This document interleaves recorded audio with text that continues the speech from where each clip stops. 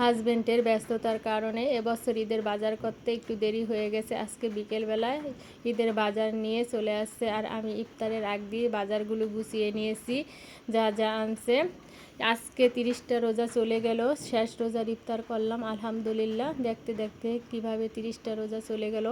আল্লাহ বাঁচিয়ে রাখলে আবার 1 বছর পরে আগামীকাল পবিত্র ঈদুল ফিতর অনুষ্ঠিত হবে। চারদিকে ঈদুল ফিতরের আনন্দ উদযাপিত হয়েছে, সবাই মিলে চারদিকে বোম ফুটাচ্ছে, চারদিকে বোমের শব্দ শোনা যাচ্ছে, কি সুন্দর শব্দ, আতশবাজি হচ্ছে। কিন্তু এদিকে দুঃখের বিষয় হলো আজকে দুপুরের পর থেকেই বৃষ্টি শুরু হয়ে গেছে, প্রচণ্ড ঝড় বৃষ্টি, বাড়ির উঠানে পানি জমিয়ে ফেলেছে। এখনও কিন্তু বৃষ্টি হইতেছে, মনে হয় সারা রাত্রি বৃষ্টি হবে।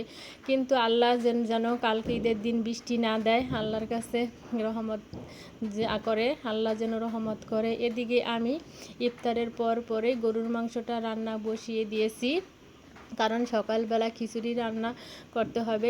খিচুড়ির মাংসটা যদি রাতে রান্না করে নেওয়া হয় তাহলে সকালবেলা আর তাড়াহুড়া করতে হয় না, রান্নাটা তাড়াতাড়ি হয়ে যায়। এজন্য আমি রাতেই মাংসটা রেডি করে রাখি, আর যা যা রান্না করব অনেক কিছুই গুছিয়ে রেডি করে রাখি। সবাইকে ঈদুল ফিতরের শুভেচ্ছা, ঈদ মোবারক।